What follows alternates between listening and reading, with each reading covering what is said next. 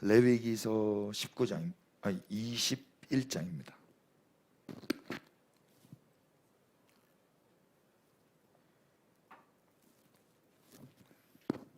레위기 21장. 우리 다 같이 일어나셔서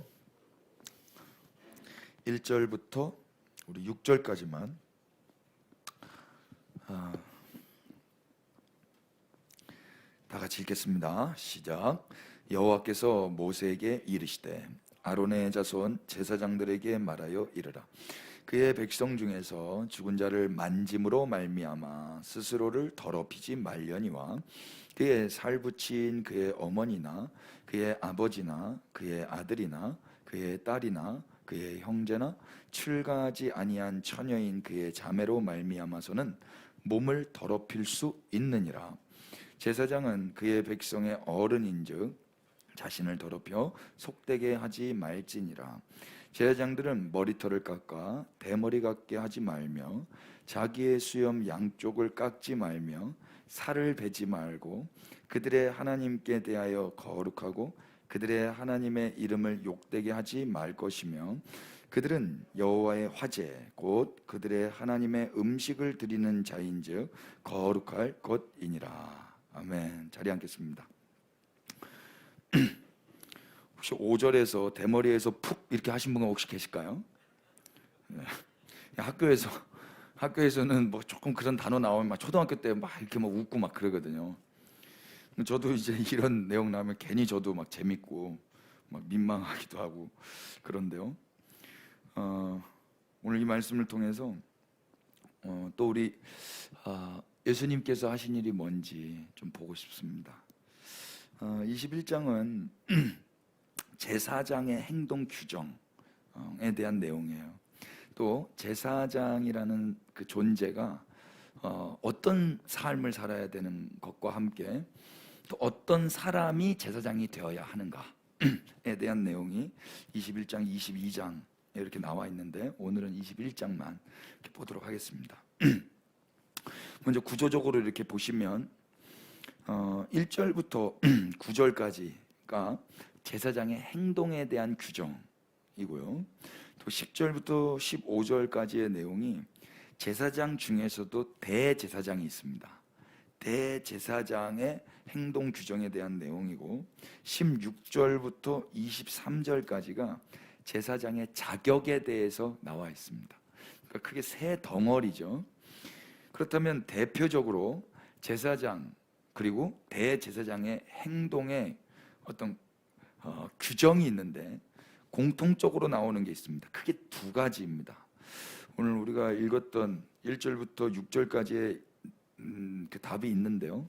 첫 번째 내용은 죽은 시체를 만지지 말라입니다. 왜 만지지 말아야 됩니까? 더럽혀지기 때문에 그렇습니다. 더럽혀진다는 것은 부정해진다라는 말입니다. 타메라는 히브리 말인데요. 그러니까 그걸 만지면 부정해져요. 제사장이 부정해지면 자기도 부정해지겠지만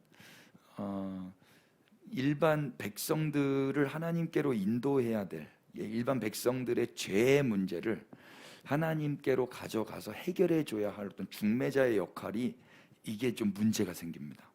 그래서 제사장은 부정하면 안 되기 때문에 시체를 만지지 말라라는 행동 규정이 있고요. 또 하나는 부정의 차원에서 결혼을 할 때 더러운 여인과는 결혼할 수 없다. 더러운 여인이라고 해서 뭐 똥이 묻었거나 뭐 냄새가 난다거나 이런 표현이 아니라 성경에 나와 있는 그대로 창녀나 이혼을 당한 여인이나 과부 같은 여인을 가리켜서 제사장은 결혼할 수 없는 여인으로 규정을 해놓았습니다. 이것이 제사장과 또 대제사장의 행동에 대한 규정인데요. 오늘 이 말씀을 통해서 이때 제사장은 그렇게 했어요. 사체도 만질 수 없고 부정한 여인들과 결혼할 수도 없어요. 그런데 우리가 지금껏 찬양했던 그 찬양의 대상 되시는 예수 그리스도는 죽은 시체를 만지신 분이셨고 부정한 우리를 신부로 삼아 주셨습니다. 그러니까 율법은 부정한 여인이나 부정한 장소, 시체들이 있는 장소에는 가지 말라고 했는데, 예수 그리스도께서는 부정한 시체를 만져서 살려내셨고, 부정한 여인과 결혼하셔서 과부가 아닌, 창녀가 아닌, 이혼녀가 아닌 결혼한 그리스도의 신부로 살게 하셨습니다. 이걸 뭐라고 하냐면 진리라고 그래요. 아멘 하셔야 됩니다. 저는 진리가 원칙인 줄 알았습니다. 진리가 교리인 줄 알았습니다. 진리는 예수 그리스도이십니다. 진리가 예수 그리스도라고 믿는 것은 진리가 원칙 아니면 교리라고 믿는 사람들과는 전혀 다른 신앙생활을 합니다. 성경을 읽으실 때 여러분, 하나님 좀 이상하시다 할 때가 좀 많지 않으세요?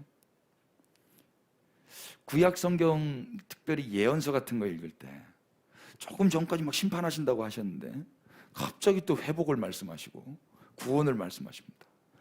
당황스럽지 않으시던가요? 왜 그러시냐면요, 하나님이 진리이시기 때문에 그렇습니다. 진리는 원칙과 교리를 뛰어넘습니다. 다른 표현으로 좀 쓰면, 예수님이 당신을 가리켜서 진리라고 말씀하셨습니다. 내가 곧 길이요 진리요 생명이다. 그러나 많은 사람들이 예수님을 진리라고 믿지 않고 자기가 배워왔던 종교적인 원리나 교리를, 원칙을 진리라고 믿습니다. 그래서 그 진리와 또 다른 진리가 만나면 전쟁이 일어납니다.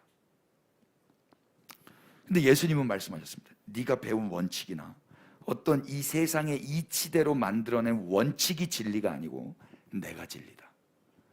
지금 말씀하시는 분은 공식이나 원칙의 어떤 무생물이 아니라 살아계신 인격체이십니다. 진리가 인격이라는 것에 대하여 여러분 기뻐하시기를 바랍니다. 진리가 인격이라는 말은 틈이 있다는 이야기고, 틈을 부정적으로 쓰는 게 아니라 긍정적인 틈입니다. 간격이 있다는 이야기고, 더 나아가서는 융통성이 있다는 이야기입니다. 우리 주님이 그런 진리가 되신다고요. 그러니까 내가 생각했던 그 원칙대로 성경을 읽으면 절대 풀리지가 않습니다. 그런데 예수 그리스도를 읽으면 충분히 그럴 수가 있지 하며 아멘이 됩니다. 우리가 세상을 볼 때도 원칙을 가지고 사는 사람들을 만나면 부담스럽습니다. 그 사람이 말하는 게 다 맞기 때문에 더 그 사람 앞에 못 나갑니다. 그냥 예수 그리스도는 그분이 진리 그 자체이시며 정의와 공의와 옳음밖에 없으심에도 불구하고 우리는 그분 앞에 담대히 나아갈 수가 있습니다. 그분은 원칙을 뛰어넘은 인격이시며 하나님이신데 인간의 몸으로 오신 진리이시기 때문에 그렇습니다. 이게 은혜입니다, 여러분. 그래서 그분 안에서는 모든 게 다 가능한 거예요. 그분 안에서는. 그러니까 반전이 일어날 수 있는 거고요, 죽은 자가 부활할 수 있는 이 원인론이 붕괴되는 어떤 새로운 창조적인 역사들이 일어날 수 있는 것입니다. 그분이 능력이 있는 인격이시기 때문에, 전능하신 능력자가 진리라고 믿는 자들이 그리스도인입니다. 우리가 뭘 낙심하며, 뭘 좌절하며, 어떤 일 때문에 두려워하며 그렇게 주저앉아 있을 수 있겠습니까? 그럴 수 없죠. 그 진리 대신 예수 그리스도를 믿고 그분을 신뢰한다면 우리는 모든 것을 할 수 있는 것입니다. 아멘이 되세요? 우리 21장 1절을 한번 주목해 보십시오. 한번 다 같이 읽으십시다. 시작. 여호와께서 모세에게 이르시되 아론의 자손 제사장들에게 말하여 이르라. 그의 백성 중에서 죽은 자를 만짐으로 말미암아 스스로를 더럽히지 말아라. 죽은 자를 만지면 어떻게 되는 거냐면 스스로가 더럽혀집니다. 스스로가. 근데 예수님은 어떻게 하셨습니까? 진리 되시는 예수님, 말씀은 이렇게 말씀하고 계시는데 틈이 있고 간격이 있고 융통성이 있는 진리 그 자체이신 하나님의 말씀 그 자체이신 분이 오셔서 하신 일이 무엇입니까? 이 말씀과 전혀 다른 삶을 살아버리셨습니다. 이 융통성입니다. 우리는 내가 생각했던 그 원칙을 진리라고 믿어버리면 예수님도 멱살 잡습니다. 예수님도 잘못했다고 내가 하나님이 되어버립니다. 그러나 예수님은 오셔서 뭐라고 이야기하셨냐면 내가 진리다 그러셨습니다. 그래서 말씀이 직접 오셔서 이 말씀이 무엇을 말하는지 당신이 직접 보여주셨어요. 말씀 한번 찾아보십시다. 누가복음 7장입니다.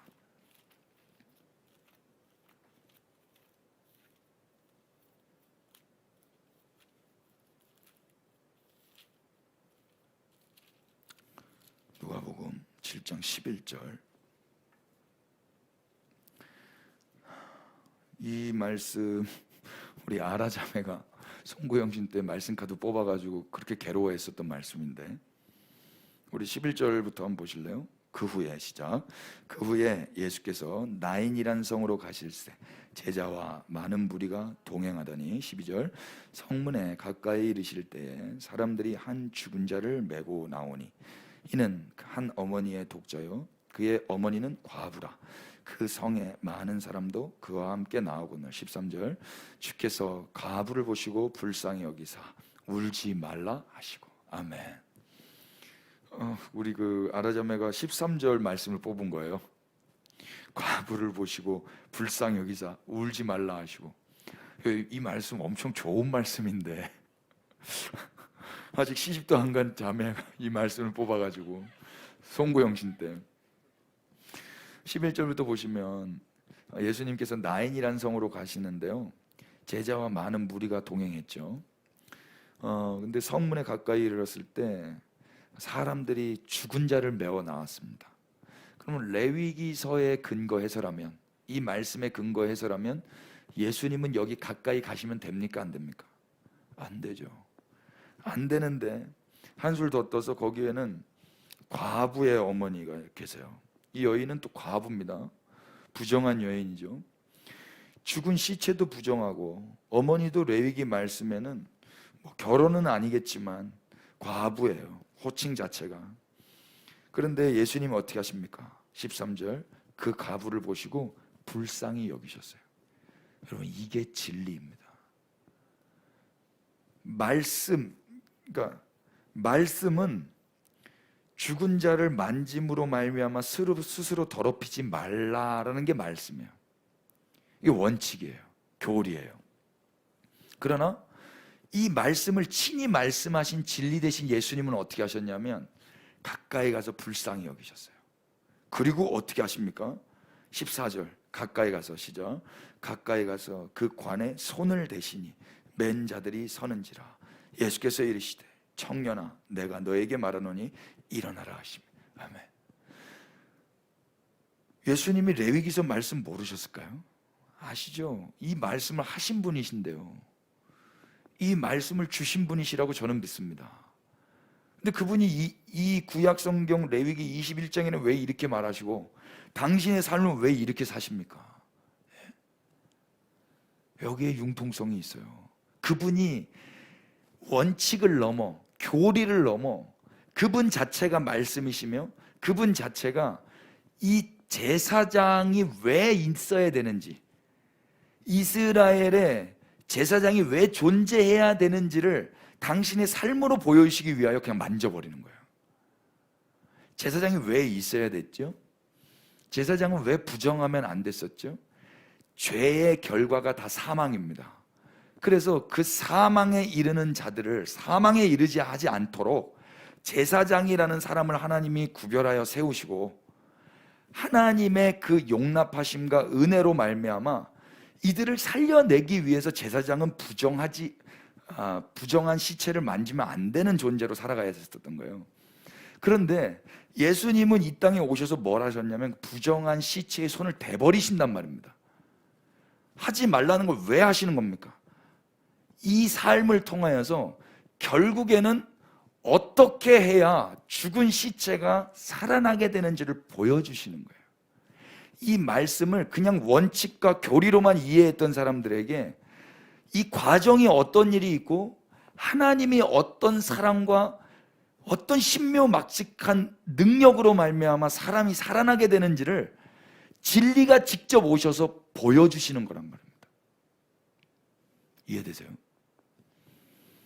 그러니까 말씀과는 다른 어떤 융통성, 다른 그 틈, 간격 이런 것들을 우리가 발견하게 되는 거죠. 그러나 이 모습이 율법의 완성된 모습이란 말입니다. 이 모습이. 그러니까 이 모습을 정죄할 수 있겠습니까? 율법을 어겼다고. 그럴 수 없는 거예요. 그거는 율법을 잘 지킨 자들이 제일 잘하는 실수입니다. 혹시 그 시험 기간에 밤을 새 보셨습니까? 시험 기간에 밤을 새는 게 공부를 할 목적이 아니더라도 밤을 새는 거 아시죠? 공부하려고 장로님 새셨죠? 그런데 밤을 새는 사람들 치고 많은 사람들은 성적이 잘 안 나옵니다.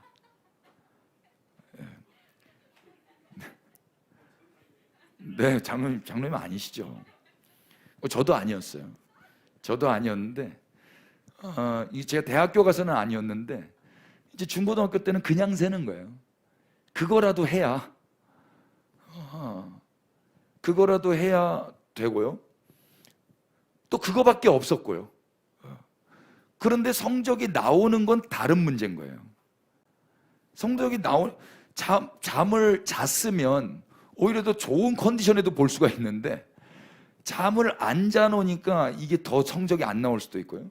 그런데 부작용은 뭐냐면 잠을 안 잤다라는 안정감이, 내가 밤을 새워서 공부했다라는 그 안정감이 성적과 상관없이 나에게 다른 기쁨을 줘요. 중요한 건 무엇입니까? 성적이 나와야 되는 건데요. 성적은 안 나오고 잠을 잔 결과와 열매가 나와야 되는데 열매는 안 나오고 그 과정 가운데 자기 의의만 높아지는 거예요. 그러니까 율법도 마찬가지예요. 율법을 지키고 나면 결과적으로 우리는 하나님에 대해서 알고 그 진리에 대해서 더 가까이 나아가야 되는데 율법을 지켰다라는 그 거짓 안정감에 도취된단 말입니다. 성적은 안 나와요. 율법을 지키면 지킬수록 그 성적은 어디까지 가야 되냐면 진리와 연합되는 것까지입니다. 그 하나님의 마음을 알아먹는 것까지예요. 그런데 그 하나님의 마음은 알지를 못하고 율법은 계속 지키는데 힘들고 어렵고, 아니면 지키면 지킬수록 더욱 재수 없어지고 교만해지고 자기 의의만 높아진단 말입니다. 어디까지 높아지냐면 예수님을 정죄하기까지 높아집니다. 당신은 율법을 어겼습니다. 안식일을 어겼습니다. 부정한 시체를 만졌습니다. 누가 누구를 가르칩니까? 진리가 직접 오셔서 시체를 만져서 그 제사장에게 했던 이 말을 풀어서 삶으로 보여주고 계신데 우리 안에 이런 일이 없었으면 좋겠습니다. 예수님이 진리이십니다. 그러니까 이스라엘은 레위기서 21장을 보고 예수님을 알아야 되는 거예요. 예수님이 어떻게 하시는가 조금만 더 보십시다. 청년아, 내가 너에게 말하노니 일어나라. 죽은 자는 어떻게 일어납니까?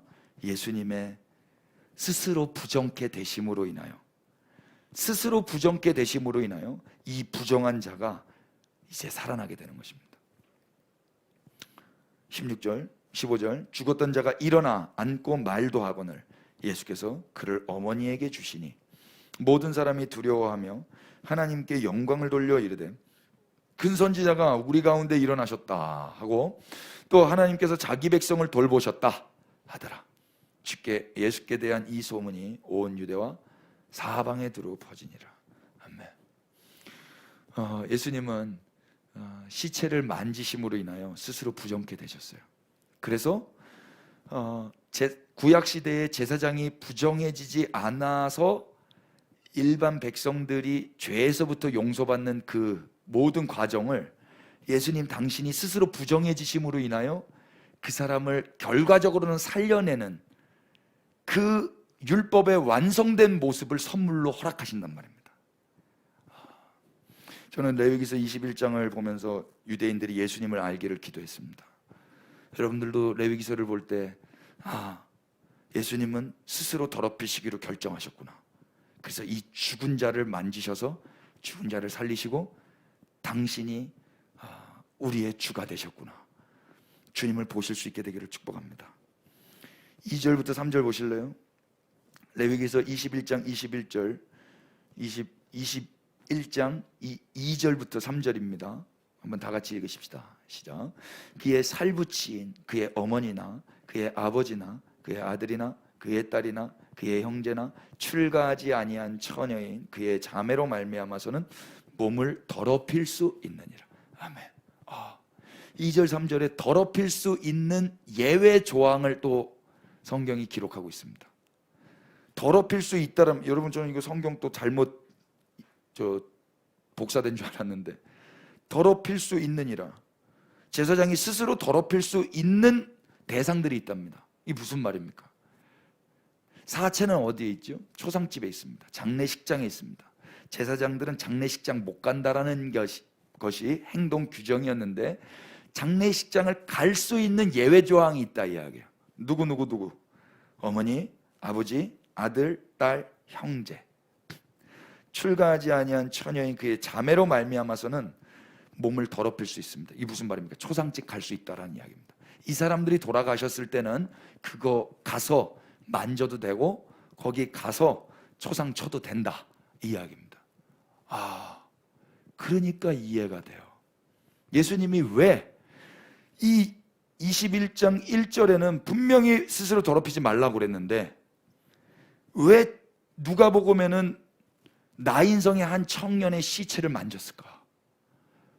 예수님이 이 청년 시체 만져서 뭐 만들고 싶으신 거예요? 가족 만들고 싶은 겁니다. 예수님이 이제 예수님의 터치로 인하여 예수님은 더러워지고 이 죽은 자가 살아났다면 이 죽은 자는 이제 예수님이 아버지가 됩니다. 이 과부 엄마에게 있어서 예수님은 신랑이 됩니다. 여러분, 예수님이 우리 삶에 찾아오셨다고 믿으시죠? 그래서 이 더러운 우리를 만져주셨습니다. 그래서 우리는 이제 고와 같이 살지 않습니다. 우리는 주님의 자녀가 되었고 주님의 신부가 되었습니다. 한 가족이 되었다 이야기입니다. 아멘이 되세요? 누가복음 8장을 한번 보실래요? 누가복음 8장에 이런 이야기가 있습니다. 19절입니다. 다 같이 한번 읽어보시죠.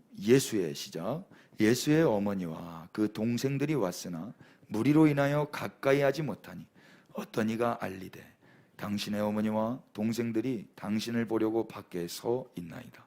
예수께서 대답하여 이르시되 내 어머니와 내 동생들은 곧 하나님의 말씀을 듣고 행하는 이 사람들이라 하시니라. 아멘. 예수님의 참된 가족이 누구인가? 예수님이 지금 말씀하세요. 예수님 불효자라서 이런 말씀하시는 게 아닙니다. 예수님의 친엄마 마리아죠. 그리고 동생들이 예수님께 왔습니다. 어떤 사람이 알려줬습니다. 예수님, 당신의 어머니와 동생들이 당신을 보려고 밖에 서 있습니다. 그때 예수님 뭐라고 그러세요? 내 어머니와 내 동생들은 곧 하나님의 말씀을 듣고 행하는 이 사람들이다 그래요. 그럼 여기서 말하는 이 사람들은 누구일까요? 8장 1절을 한번 보실래요? 이 사람들이 누군지 8장 1절부터 3절까지의 몇몇 사람들이 나옵니다. 다 같이 한번 읽어보십시다. 그 후에 시작. 그 후에 예수께서 각 성과 마을에 두루 다니시며 하나님의 나라를 선포하시며 그 복음을 전하실세 12 제자가 함께하였고 또한 악기를 쫓아내심과 병 고침을 받은 어떤 여자들 곧 7 귀신이 나간 자 막달라인이라 하는 마리아와 헤롯의 청지기 구사의 아내 요한나와 수산나와 다른 여러 여자가 함께하여 자기들의 소유로 그들을 섬기더라. 아멘. 지금 제자들, 귀신 들렸다가 나음 받은 자, 또 병 고침 받은 자, 헤롯의 청지기 구사의 아내 요한나, 또 수산나, 또 다른 어떤 여자들, 이들이 이때로부터 예수님의 음성과 설교를 듣고 있는 거예요. 이때로부터. 그때 예수님의 엄마와 동생들이 찾아온 거예요. 그때 예수님 뭐라고 그래요? 진짜 나의 가족은 지금 이 하나님의 말씀을 듣고 있는 이 사람들이다. 이 사람들 안에는 귀신 들렸던 사람도 있습니다. 그 사람을 창녀라고도 많은 학자들은 이야기합니다. 그런데 예수님의 가족이 그 자매가 되었습니다. 어떻게 창녀가 예수님의 가족이 될 수 있습니까? 예수님이 그거 하시려고 진리가 인격으로, 인간으로 이 땅에 오신 겁니다. 이 부정한 자, 고아 같은 자, 귀신 들린 자, 소망 없는 자, 죽어마땅한 시체들에게 아버지가 되어주시려고, 신랑이 되어주시려고 우리 가운데 인격으로 오셨단 말입니다. 하나님이, 신격의 하나님이 인간의 몸을 입고 이 땅에 오셨단 말입니다. 율법을 어기는 것처럼 보여가면서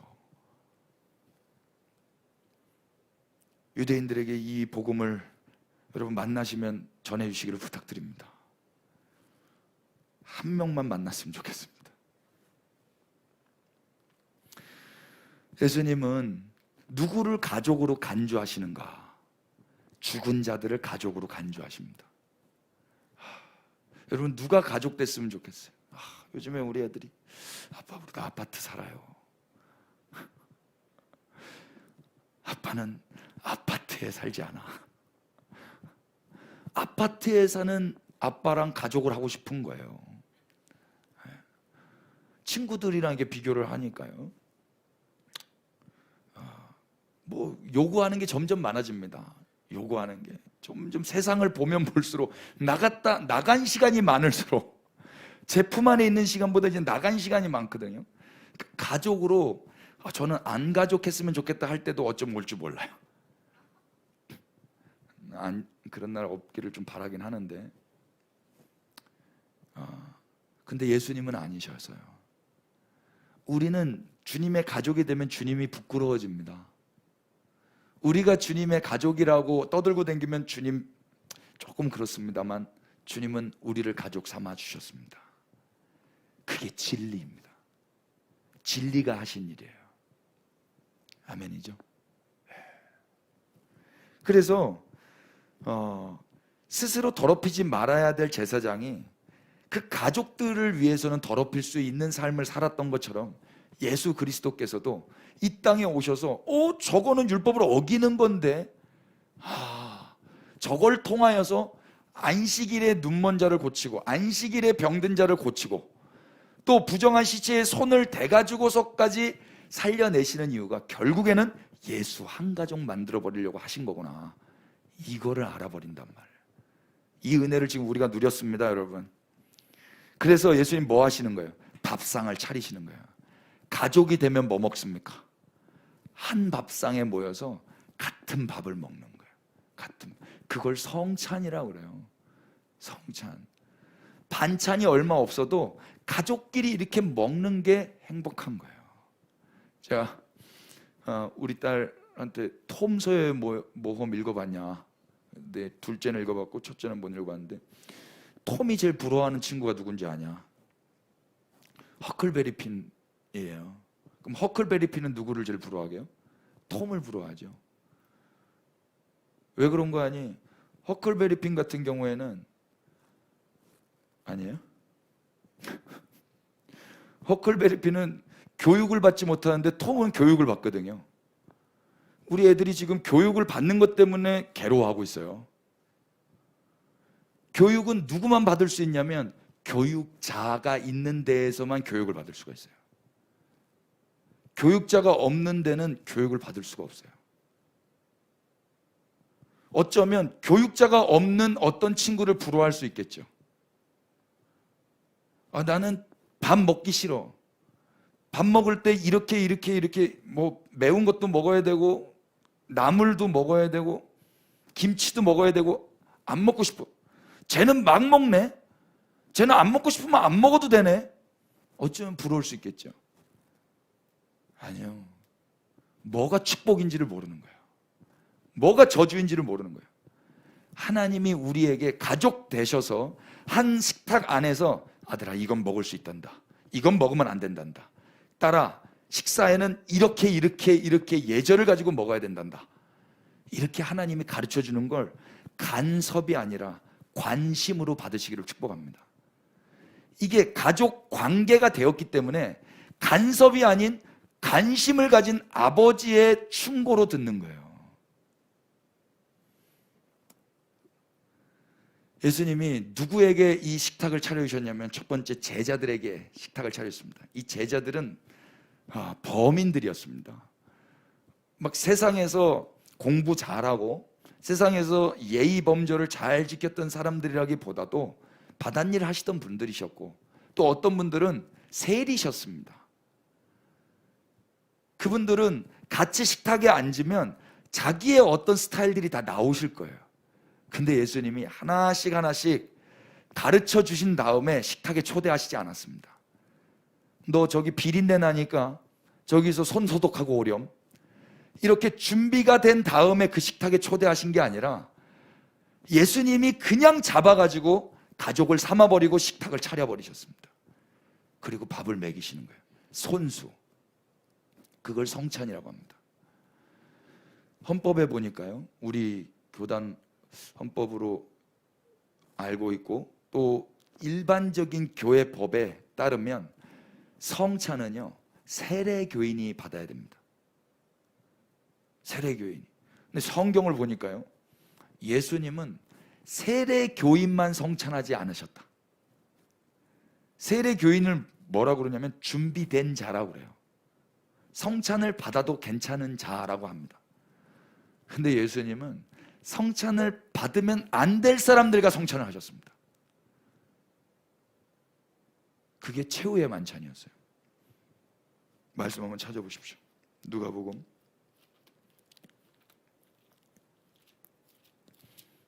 22장 19절입니다. 또 떡을 가져 감사기도 하시고 떼어 그들에게 주시며 이르시되 이것은 너희를 위하여 주는 내 몸이라. 너희가 이를 행하여 나를 기념하라 하시고 저녁 먹은 후에 잔도 그와 같이 하여 이르시되 이 잔은 내 피로 세우는 새 언약이니 곧 너희를 위하여 붓는 것이라. 아멘. 예수님은 돌아가시기 전에 그 당신의 몸과 당신의 피를 이 식탁에 비유해서 같이 식사하도록 하셨습니다. 이들이 준비가 돼서 이럴 자격이 돼서 이 식탁에 초대받은 게 아니에요. 예수님이 이렇게 말씀하시고 있는데도 제자들은 무슨 일을 하는가 보십시오. 24절입니다. 또 그들 사이에 그중 누가 크냐 하는 다툼이 난지라. 예수님은 당신의 몸과 당신의 피를 주시고 이제 십자가를 예고하셨는데 제자들은 서로 싸우고 앉아 있습니다. 밥 먹을 자격이 없습니다. 31절도 보실래요? 시몬아 보라 사탄이 너희를 밀가 부르듯 하려고 요구하였으나 그러나 내가 너를 위하여 네 믿음이 떨어지지 않기를 기도하였노니 너는 돌이킨 후에 네 형제를 굳게 하라. 33절 34절 다 같이 읽으십시다. 시작. 그가 말하되 주여 내가 주와 함께 오게도 죽는 데에도 가기를 각오하였나이다. 이르시되 베드로야 내가 네게 말하노니 오늘 닭 울기 전에 네가 3번 나를 모른다고 부인하리라 하시더라. 아멘. 그 식탁 가운데 예수님 뭐라고 말씀하시냐면 너는 나를 3번 부인할 거야. 그러니까 부인할 제자들에게까지 예수님은 가족으로 간주하시고 식탁을 차려주셨더라고요. 여러분 성찬은 누구까지 다 받아야 되느냐면요 배신자까지 다 받아야 되더라고요. 공감이 되세요? 우리는 어떤 자격이 있어서 성찬을 받는 거라고 생각을 하는데, 예수님은 자격이 없는 자들을 불러서 상으로 초대하시는 거예요. 예수님은 죽은 자는 자격 정도가 아니라 죽은 자에게 밥을 준들 무슨 소용이 있겠습니까? 아무런 가치나 의미 없는 그 죽은 자에게까지 오셔서 당신을 주시는 분이셨어요. 그게 진리란 말입니다. 우리는 교리와 원칙이라는 것 때문에 더욱 높아지고 더욱 날카로워지고 사람들에게 가르쳐 줄 수 있을지는 모르겠지만 예수님은 잃어버리는 것 같아요. 성찬은요, 잘하고 있기 때문에 차려주시는 게 아니라 잘 못하고 있기 때문에 차려주시는 거예요. 성찬은 목적지에 이르렀기 때문에 차려주시는 게 아니라 아직 여행 중이기 때문에 차려주시는 거예요. 갈 길이 멀기 때문에. 성찬은 우리가 옳은 일을 했기 때문에 차려주신 게 아니라 아직도 혼란스럽고 많은 부분이 잘못되었기 때문에 차려주시는 거예요. 성찬은 우리가 신이기 때문에 차려주시는 게 아니라 영락없는 인간이기 때문에 차려주시는 거예요. 성찬은 우리가 모든 것이 충만하기 때문에 차려주시는 게 아니라 모든 부분에서 결핍되어 있고 굶주려 있기 때문에 차려주시는 거예요. 그래서 살과 피를 내어주시는 거란 말입니다. 이거 먹어라, 이거 먹어. 우리는 예수님의 가족이 될 만한 존재이기 때문에 가족이 되는 게 아니라 가족이 될 만한 존재가 아니기 때문에 예수님이 가족으로 불러주시는 것입니다. 우리는 아버지가 없는 고아이기 때문에 예수님이 친히 오셔서 아버지가 되어주시는 겁니다. 이게 은혜입니다.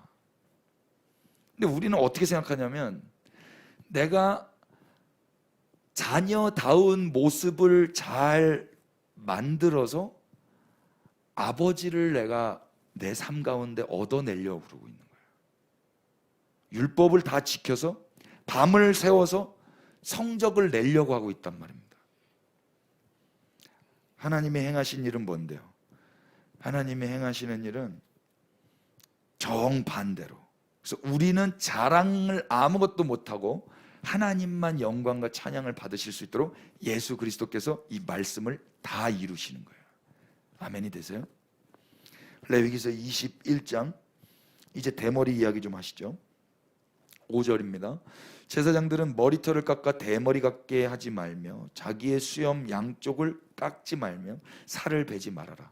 왜 이 내용이 있냐면, 죽음을 애도하는 표현에 이방인들은 머리를 깎고 살을 베는 그런 일들이 있었어요. 그러니까 이방 풍습이죠. 그러니까 내가 슬픔을 그런 식으로 표현을 하는 거예요.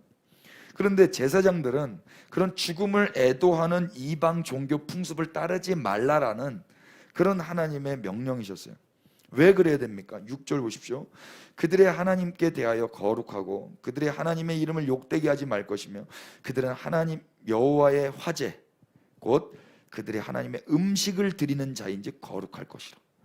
왜 이방 풍습을 따르면 안 되고, 왜 부정하면 안 되고, 왜 더러워지면 안 됩니까? 그들은 하나님께 음식을 드리는 자이기 때문에 그렇습니다. 음식을 드리는 자. 음식을 드린다는 게 무엇입니까? 하나님의 음식이 필요합니까? 말씀 한번 찾아보실까요? 시편 50편 13절입니다. 시편 50편 13절 12절부터 보실까요? 시작. 내가 가령 줄여도 너에게 이르지 아니할 것은 세계와 거기에 충만한 것이 내 것이미로다. 내가 수소의 고기를 먹으며 염소의 피를 마시겠느냐? 감사로 하나님께 제사를 드리며 지존하신 이에게 네 서원을 갚으며 환난 날에 나를 부르라. 내가 너를 건지리니 네가 나를 영화롭게 하리로다. 아멘. 하나님 뭐라고 그러세요? 내가 아무리 배고파도 너한테는 밥 달라고 하지 않는다. 왜냐하면 온 세계에 충만한 모든 것이 다 내 것이기 때문에 그렇다. 내가 숫소의 고기를 먹겠니? 염소의 피를 마시겠니?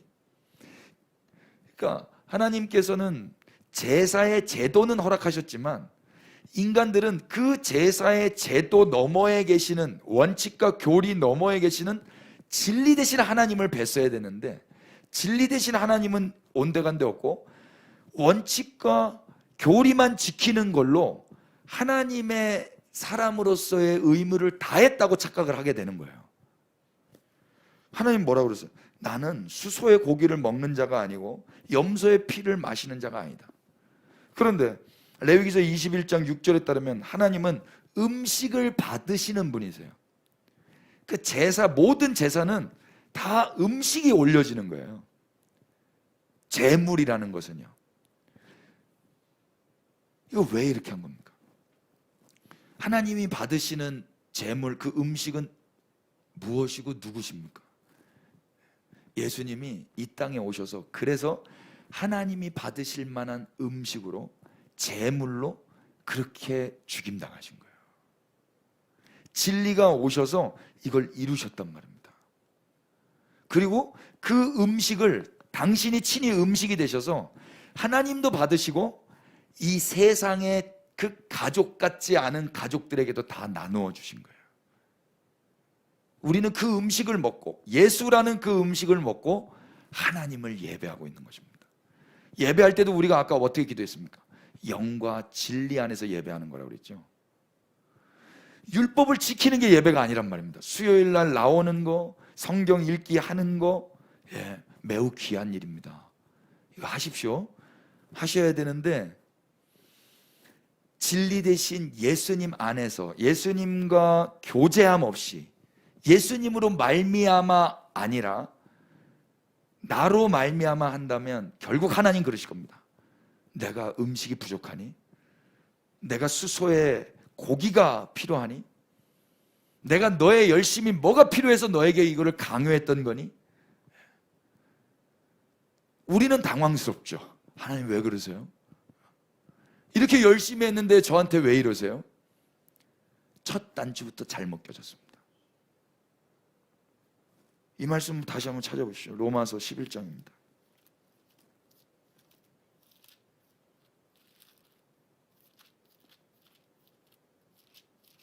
로마서 11장 35절. 누가 주께 먼저 드려서 갚으심을 받겠느냐? 누가 주께 먼저 드려서 갚으심을 받겠느냐? 이는 만물이 주에게서 나오고 주로 말미암고 주에게로 돌아갑니다. 그에게 영광이 세세에 있을지어다. 아멘. 사람들은 유대인들이나 이방인들이나 다 자기가 뭘 드려서 하나님께 뭘 받아내려고 그래요. 이미 드릴 수 있는 것만으로 내가 그분의 자녀가 됐고 가족이 된 것으로 기뻐하지는 못하고 이 식탁을 차려주신 그 은혜에 감격하지는 못하고 내가 그 식탁 안에서 아버지 이거 한 드셔보세요. 근데 아버지가 안 드셨어. 왜 안 드세요? 그렇게 역정을 우리가 내고 있지는 않았습니까? 성경에 뭐라고 그래요? 누가 주께 먼저 드려서 갚으심을 받겠느냐? 모든 만물이요 주님에게서부터 나옵니다. 그리고 주로 말미암고 주님께로 돌아가는 거예요. 이것만 받으시는 거예요. 우리의 예배.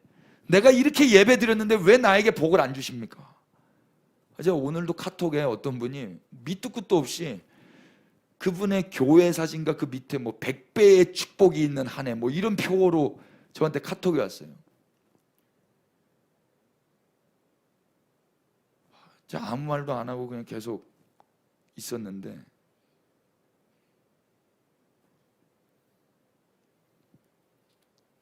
뭐 저나 그분이나 똑같은 분이지만 이 말씀을 알고 나서는 저도 똑같이 하나님께 기대하는 바가 계속 있지만 이 말씀을 알아버렸기 때문에 그건 안 되지, 이런 마음이 죄구나를 이제 조금 알 것 같아요.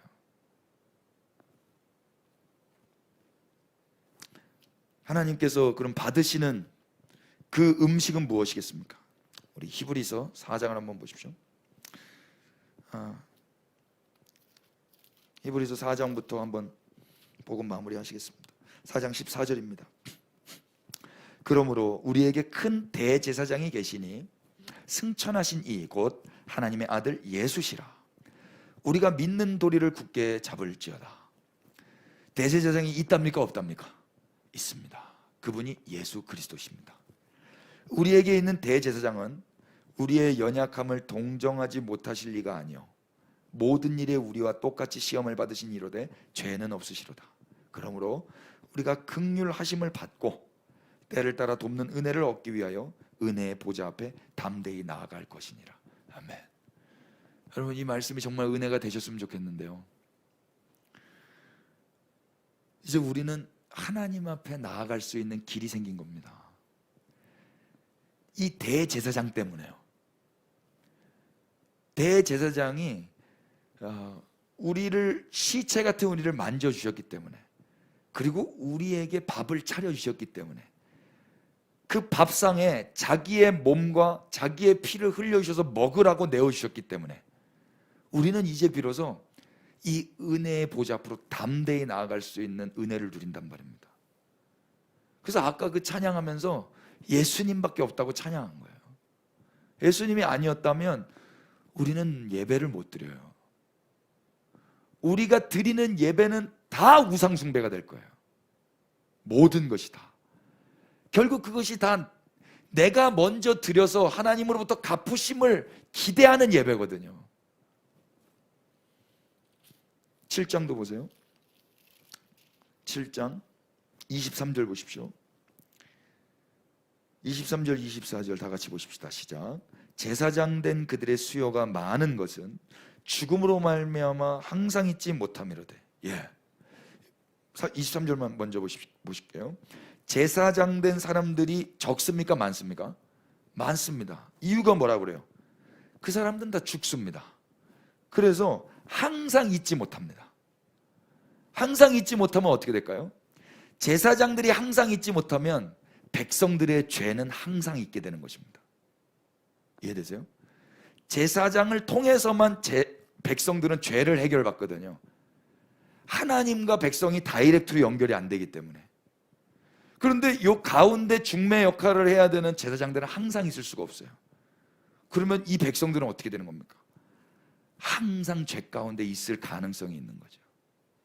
그런데 복음이 이렇게 열립니다. 24절 보십시오. 시작. 예수는 영원히 계심으로 그 제사장 직분도 갈리지 아니하느니라. 아멘. 이 갈리지 않는다, 이 말이 헬라어로 아파라바토스인데요, 영원히 옮겨질 수 없는, 불변에 더럽히지 않는, 이런 뜻이에요. 예수님은 돌아가시는 분이 아니고 죽음을 맞는 분이 아니고 영원히 계시는 분이시기 때문에 제사장 직분도 영원히 계속하신다 이야기예요. 아멘이죠. 그러면 이 제사장을 만난 백성들은 어떻게 되겠습니까? 이제 죄도 영원히 해결할 수 있는 것입니다. 아멘. 이분이 진리예요. 좀만 더 보세요. 25절. 그러므로 자기를 힘입어 하나님께 나아가는 자들을 온전히 구원하실 수 있으니 이는 그가 항상 살아계셔서 그들을 위하여 간구하심이라. 아멘. 여러분, 예수님이 전에도 계셨고 이제도 계시고 장차 오신 그 어제나 오늘이나 내일이나 항상 동일하신 분이시기 때문에 기뻐해 보신 적 있으십니까? 여러분, 감사하셔야 됩니다. 주님이 영원하시기에, 항상 살아계시기에 우리를 온전히 구원하실 수 있는 유일한 대제사장이 되십니다. 아멘이죠. 26절. 그래서 이러한 대제사장은 우리에게 뭐 하답니까? 합당하대. 왜 합당할까요? 이분이 아니고서는 우리는 온전한 구원을 받을 수가 없는 거기 때문에 이분이 합당하신 거예요. 이 합당하다라고 번역한 헬라 말이 프레포인데요, 이게 탁월하다, 적당하다. 이분만 우리의 죄를 영원히 온전하게 하실 수 있는 분이에요. 영원히 구원하실 수 있는 합당하신 분이세요. 이분은 어떤 분이세요? 거룩하고 악이 없고 더러움이 없고 죄인에게서 떠나 계시고 하늘보다 높이 계신 분. 이분. 우리는 어떤 상태일까요? 거룩하지 않고 악으로 충만하고 더럽고 죄인에게 딱 붙어 있는 자, 땅 지옥 아래 있는 자. 우리와 주님은 정반대예요. 그런데 그분께서 우리의 대제사장이 되시는 거예요. 우리의 죄가 되셔서. 27절, 그는 저 대제사장들이 먼저 자기 죄를 위하고 다음에 백성의 죄를 위하여 날마다 제사 드리는 것과 같이 할 필요가 없으니, 사람 제사장처럼 하실 필요가 없어요. 예수님은 이는 그가 단번에 자기를 드려 이루셨음이라. 일반 제사장들은, 이스라엘의 제사장들은 왜 자기를 부정함에서 지켰어야 됐냐면, 하나님께 음식을 드리는 자로 살아야 되기 때문에 부정한 것도 조심했어야 됐었고, 결혼도 그렇게 규정대로 했었어야 됐었어요. 근데 예수님은 어떻게 하셨대요? 음식을 드리는 게 아니라 누구를 드려요? 자기를 드리시는 거예요. 자기가 영원한 생명의 떡으로서 드려지는 거예요. 그래서 28절, 율법은 약점을 가진 사람들을 제사장으로 세웠거니와 율법 후에 하신 맹세의 말씀은 영원히 온전하게 되는 아들을 세우셨느니라. 아멘. 이게 하나님의 행하신 일이고 진리의 말씀입니다. 그걸 정리해서 10장에서 이렇게 말씀해 줘요. 10장 1절부터 보십시오. 율법은 장차 올 좋은 일의 그림자일 뿐이요 참 형상이 아니므로 해마다 늘 드리는 같은 제사로는 나아오는 자들을 언제나 온전하게 할 수 없느니라. 이렇게 정직하게 고백해 주네요. 레위기서가 율법이잖아요. 근데 그 율법은, 그 율법을 의지하여 제사 드리러 나오는 자들을 언제나 온전하게 할 수는 없답니다. 언제나 온전하게 할 수 없는 그것을 맹신하거나 그걸 지켰네 안 지켰네 하면서 정죄하거나 의로워지거나 하면 되겠습니까? 율법을 조금 어겼다고 해서 낙심하거나 좌절하면 되겠습니까? 애초부터 그게 안 되는 건데요. 또 애초부터 그걸 지켰다고 해서 마음이 높아져서야 되겠습니까? 안 되잖아요. 그건 언제나 온전하게 할 수는 없는 거예요. 2절, 그렇지 아니하면 섬기는 자들이 단번에 정결하게 되어 다시 죄를 깨닫는 일이 없으리니 어찌 제사 드리는 일을 그치지 아니하였으리요. 그러나 이 제사들에는 해마다 죄를 기억하게 하는 것이 있나니 이는 황소와 염소의 피가 능히 죄를 없이 하지 못합니다. 아멘. 무슨 말입니까? 이 제사들의 기능은 뭐예요? 해마다 죄를 기억하는 거예요. 해마다. 그러니까 해마다 죄를 기억한다는 게 그 제사 지낼 때, 1년에 한 번 대속죄일 때, 그때 죄가 기억나는 거예요. 왜 그때만 기억나요? 황소와 염소의 피는 죄를 온전하게 해결할 수는 없거든요. 그러니까 매년 드려야 됩니다. 매년. 그래서 5절이 열리는 거예요. 그러므로 주께서 세상에 임하실 때에 이르시되 하나님이 제사와 예물을 원하지 아니하시고 오직 나를 위하여 한 몸을 예배하셨도다. 이 몸이 음식인 거예요.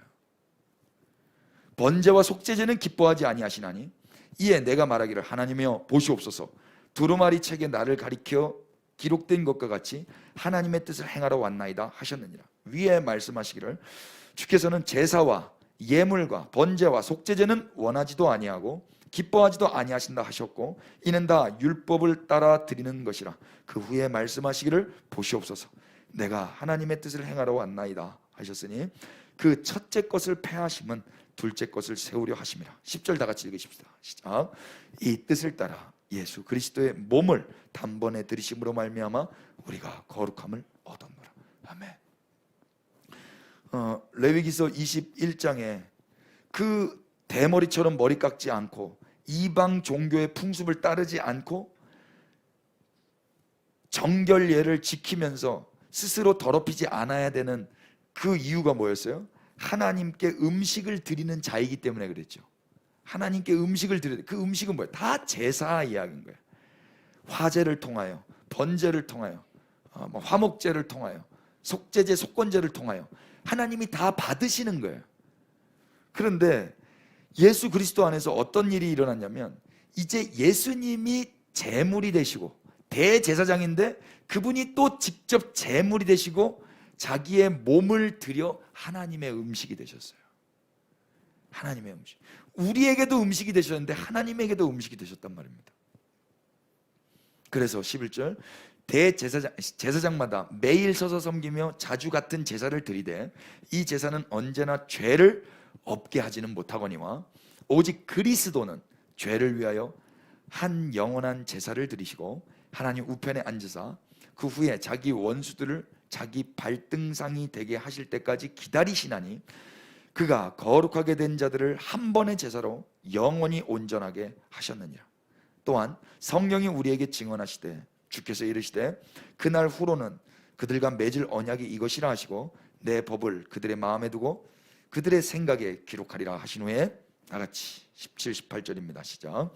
또 그들의 죄와 그들의 불법을 내가 다시 기억하지 아니하리라 하셨으니 이것들을 사하셨은즉 다시 죄를 위하여 제사 드릴 것이 없느니라. 아멘. 이게 예수님의 행하신 일입니다. 대제사장이 되셨고 하나님의 음식이 되셔서 이루신 일입니다. 오늘 우리가 예수 믿는다는 건 이 예수님을 믿고 있는 것입니다. 맞습니까? 그렇다면 오늘 우리는 어떻게 살아야 되겠습니까? 오늘 우리는 어떻게 살아야 되겠습니까? 어떻게? 율법을 지키지 말라는 이야기가 아닙니다. 율법을 지키면 대체로 다 부작용이 났습니다. 성적은 나오지 않고 율법을 지켰기 때문에 나왔던 그 자기의 의와 높은 교만한 마음, 하나님으로부터 피드백이 없으면 하나님마저도 원망하고 가르치려고 했었던 그 높아졌던 마음, 그렇게 신앙생활하면 되겠습니까? 우리는 먼저 내가 시체였다는 걸 기억하는 자들입니다. 그리고 나는 가족으로 초대받을 수 없었던 자라는 것을 기억하는 자입니다. 내가 자격이 돼서 그분이 밥을 차려주신 게 아니라 내가 준비가 다 돼서 먹으라고 차려주신 게 아니라 내가 충만해서 먹으라고 하신 게 아니라 나는 굶주린 자였다라는 걸 기억하는 겁니다. 그리고 매일 굶주리다라고 고백하는 자들입니다. 그래서 성경에 예수님이 이렇게 말씀하시는 거예요. 의에 줄이고 목마른 자가 복 있다. 우리는 굶주려야 그 식탁이 복된 식탁이라고 아는데 안 굶주린 거예요. 언제 안 굶주림을 느끼게 됩니까? 내가 율법을 지키면 안 굶주리게 느껴집니다. 공감이 되세요? 율법을 지키니까 진리가 왔는데도 나는 원칙과 교리가 진리라고 믿고 있으니까 진리가 와서 하는 일들이 다 잘못된 거예요. 그래서 결국 어떻게 합니까? 십자가의 못을 박죠. 근데 그걸 왜 허락하십니까?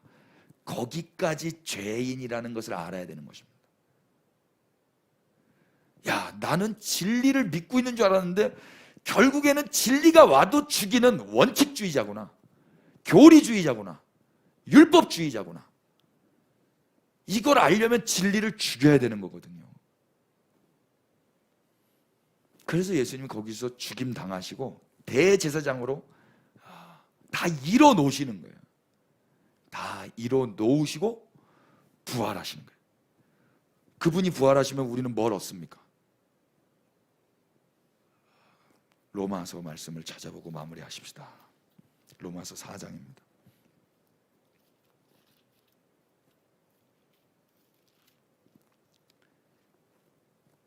25절입니다. 다 같이 예수는, 시작. 예수는 우리가 범죄한 것 때문에 내줌이 되고 또한 우리를 의롭다 하시기 위하여 살아나셨느니라. 아멘. 예수님 왜 십자가에 내주어졌어요? 우리가 범죄한 것 때문에 내줌이 되셨습니다.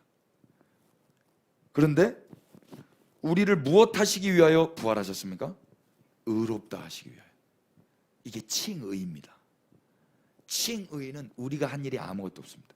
그분의 부활하심으로 우리가 의롭다함을 받는 것입니다. 이해되세요? 그 guilty, 우리의 그 죄책이라고 그러죠. 죄책은 그분이 우리를 의롭다고 칭하심으로 인하여서 해결되는 것입니다. 그러나 의롭다 함이라고 선포는 떨어졌지만 우리의 삶에 여전히 변화되지 않았던 옛사람이 고스란히 남아 있습니다. 이걸 폴루션이라고 합니다. 오염된 우리의 옛 모습입니다. 이거 안 바꿔주십니다. 그럼 우리는 어떻게 살아야 됩니까? 우리가 아무것도 한 것 없는데 의롭다 칭함받은 이 염치 없는 구원의 은혜의 삶, 이 삶 앞에서 겸손하게 예수님 믿으면서 사는 겁니다. 율법을 지켜서 의롭다 함을 내가 취하려고 산다면 마음이 높아져서 진리 대신 예수님을 또 죽여요. 그리고 예수 그리스도의 몸된 교회들을 다 죽인단 말입니다. 그게 바울이었어요. 그런데 내가 아무것도 한 것 없이 그분의 은혜로 말미암아 그분이 살아나심으로 우리가 의롭다 칭함을 받았다면 우리는 겸손하게 이 오염된 우리의 모습을 자각하면서 겸손하게 큰 소리 내지 못하고, 제가 오늘 큰 소리를 좀 많이 낸 것 같아요. 잘난 척할 거 하나도 없이 그냥 있는 자리에서 밥상 차려진 거에 대하여 감사히 먹는 것입니다. 반찬 투정하지 않고요. 반찬 투정하지 마십시다. 반찬 투정하는 사람들 많이 있습니다. 그분들을 위해서 축복하는 것입니다. 반찬 투정할 때가 아니다. 이 반찬이 오기까지 하나님의 행하신 일을 전하는 것이 복음을 전하는 것입니다. 그 은혜가 있으시기를 축복합니다. 우리 찬양하십시다.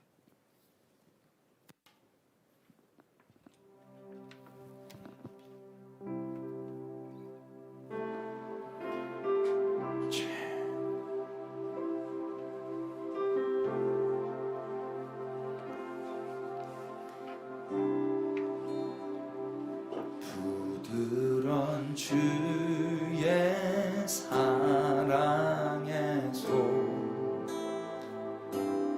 내 눈물 닦으셨네.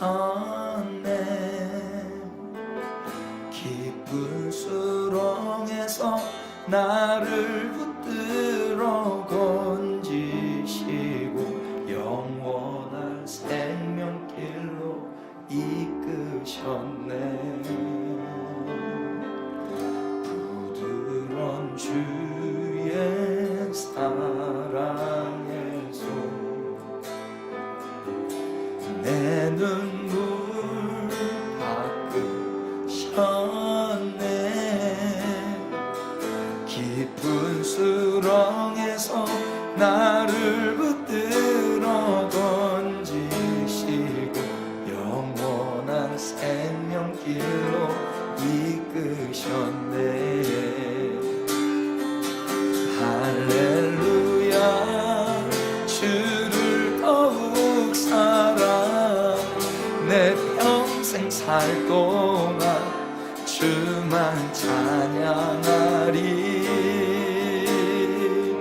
고난이 찾아올 때에도 난 감사하리.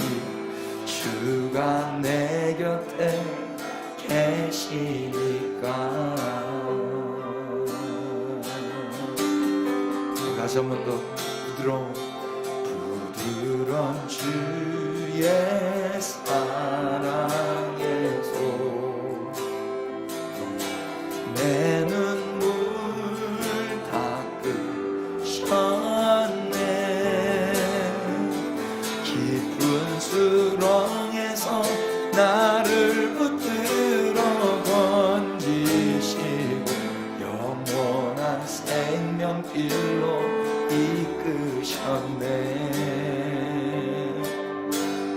부드러운 주의 사랑에서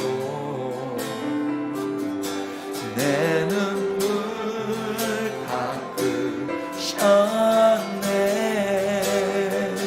깊은 수렁에서 나를 붙들어 건지시고 영원한 생명길로 이끄셨네. 할렐루야. 할렐루야. 주를 더욱 사랑 내 평생 살 동안 주만 찬양하리. 고난이 찾아올 때에도 난 감사하리. 주가 내 곁에 할렐루야 할렐루야 주를 더욱 사랑 내 평생 살 동안 주만 찬양하리 고난이 찾아올 때에 난 감사하리 주가 내 곁에 계시니까 예 할렐루야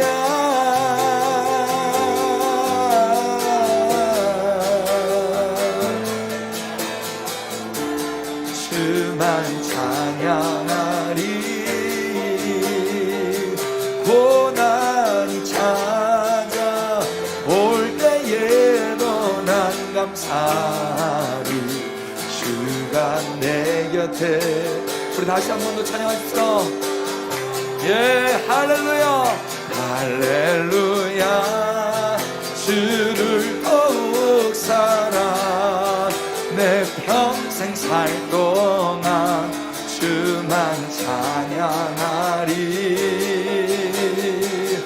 고난이 찾아올 때에도 난 감사하리 주가 내 곁에 계시니까 고난이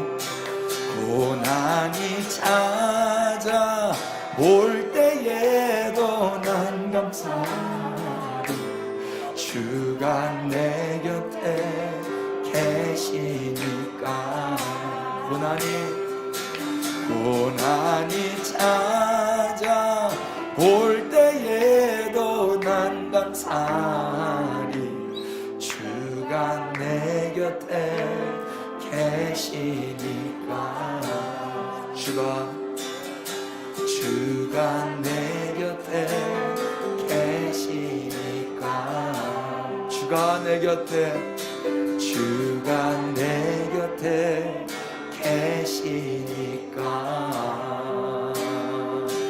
예 우리 주님께 박수를 경배하십시다 항상 살아계시며 영원히 단번에 그 한 번의 제사로 이 모든 것들을 이루신 그 왕의 식탁을 차려주신 주님께 우리 감사 찬양 올려드립시다 우리 반찬 투정하지 마십시다 원망과 좌절과 낙심하지 마십시다 우리가 율법을 지켜서 또 그 원망과 좌절을 극복해보려고도 하지 마십시다 주님을 사랑함으로 내 곁에 내 안에 나와 함께 하시는 이 모든 것들을 이루신 대제사장 되시며 하나님의 음식이 되신 예수 그리스도 이 죽은 시체 곁에 찾아오시며 오늘도 눈물을 닦으시며 우리의 고난 가운데도 늘 함께 하셨던 환난 가운데도 함께 하시는 예수 그리스도 인하여 기뻐하십시다 주님을 찬양하십시다 이 시간 주님 한번 부르시고 다같이 주님을 높여드리시겠습니다 기도합니다 주님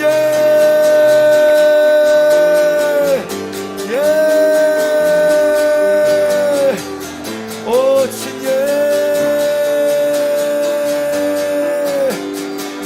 오 주님 고난이 찾아올 때에도 난 감사하리 주가 내 곁에 계시니까 할렐루야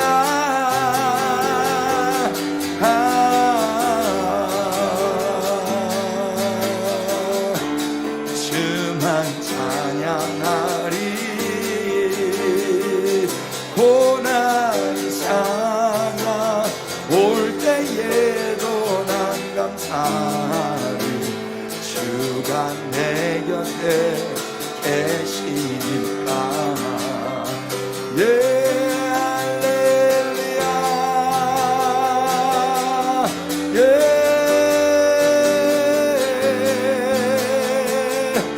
주만 찬양하리 고난이 찾아올 때에도 난 감사하리 주가 내 곁에 계시니까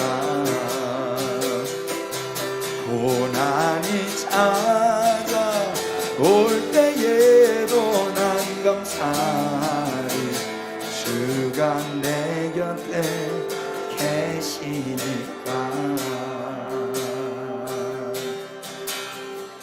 네, 주 예수님, 진리 되신 주님을 더욱 가르쳐 주시옵소서.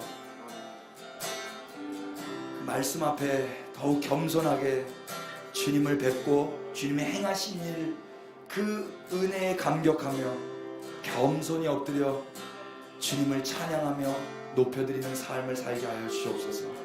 원망했거나 좌절했거나 낙심했던 것이 있으면 그것이 얼마나 큰 죄이며 불신앙이었는지를 가르쳐 주시고, 이제는 주님 앞에 주님이 이루어 놓으신 그 은혜의 길 안에서 주님을 영화롭게 하며 많은 사람들을 유익하게 하며 사랑하고 섬기며 시간을 사용하게 하여 주시옵소서.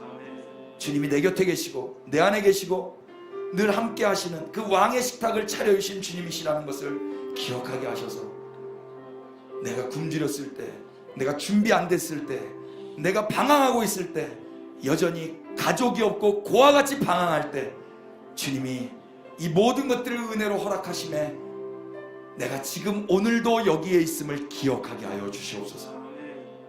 예, 주님, 이 시간 우리 박 집사님 좀 앞으로 나오시면 우리가 좀 파송하고 우리가 축복하고 싶습니다.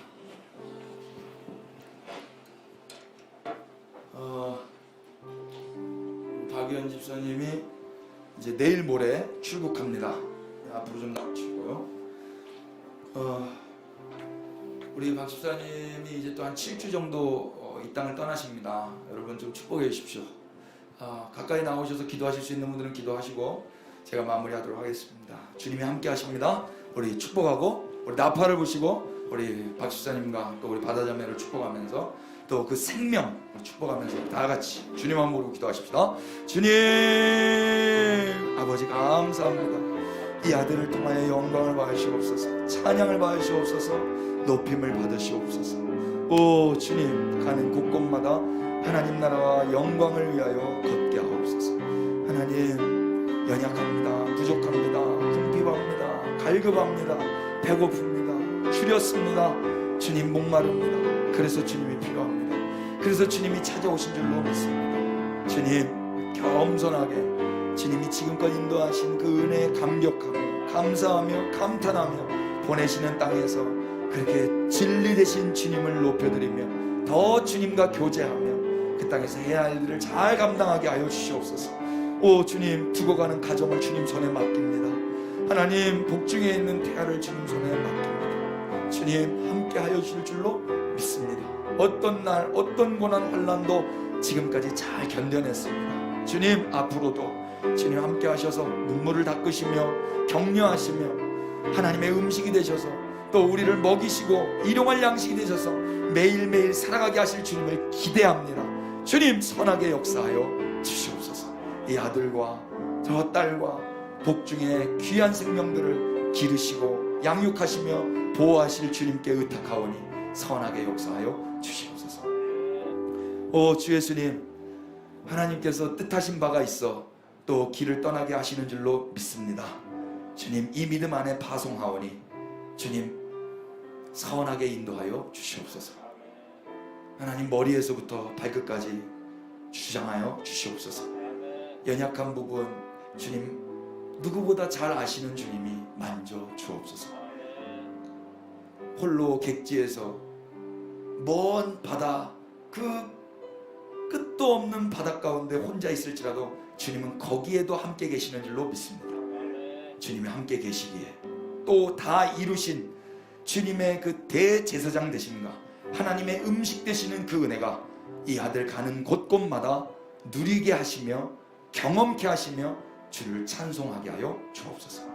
두고 가는 가정 위에도 주님께 맡겨드리고 가오니 주님이 신바다 자매 위에 또 귀한 복중의 두 생명 위에 함께하여 주셔서 양육하시며 기르시며 보호하여 주실 줄로 믿습니다. 평강으로 인도하실 주님을 기대하오니 주여 선하게 역사하여 주옵소서. 내가 예수 그리스도의 이름으로 명령하노니 악하고 더러운 것은 하나님의 아들 박이연 가는 길에 방해하지 말고 떠나갈지어다. 이 아들과 주여 동행하실 줄로 믿습니다. 주님 늘 곁에 계심을 믿으며 살아가게 하여 주옵소서. 예수 그리스도의 이름으로 파송할 때 주님 선하게 길을 여시며 앞장서 주시옵소서. 온 교회가 손을 뻗어 파송했습니다. 축복했습니다. 이제 주님 역사하여 주시옵소서. 예수 그리스도의 이름 받들어 축복하고 파송하며 기도합니다. 아멘. 할렐루야. 축복합니다.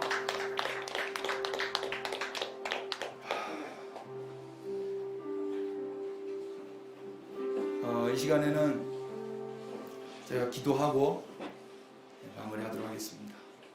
오 주님, 우리에게 진리 되신 주님을 가까이에서 느끼고 배우고 알고 누릴 수 있도록 은혜 주심에 감사드립니다. 오 주님, 그러나 알고 있다라고 그렇게 높은 마음을 품지 않게 하시고 늘 겸손히 주님 앞에 묻고 엎드리게 하여 주시옵소서. 선줄로 생각하는 자는 넘어질까 조심하라 하셨사오니 주님, 우리가 어떤 행위로 인하여 어떤 지식으로 인하여 어떤 경험으로 인하여서라도 높아지지 않게 하여 주시옵소서. 그래서 늘 우리의 처음 자리를 기억하게 하여 주옵소서. 그와 같이 식탁에 참여할 수 없는 자, 죽은 시체의 부정한 창녀였음을 기억하게 하셔서 이 소망 없는 자에게 찾아오신 예수님으로 인하여 감격하고 감사하고 자랑만 하는, 주님만 높여드리는 신앙인으로 살아가게 하옵소서. 그렇게 하실 주님을 기대하오니 선하게 역사하여 주시옵소서. 주 예수 그리스도의 은혜와 하나님 우리 아버지의 끝이 없으신 사랑의 주심과 성령님의 한결같이 변함없이 늘 우리와 함께 하시는 그 은혜가 우리 그리스도의 몸된 교회 위에 또 길 떠나는 우리 박이연 신바다 이 가정 위에 지금부터 영원토록 함께 계실지어다. 아멘.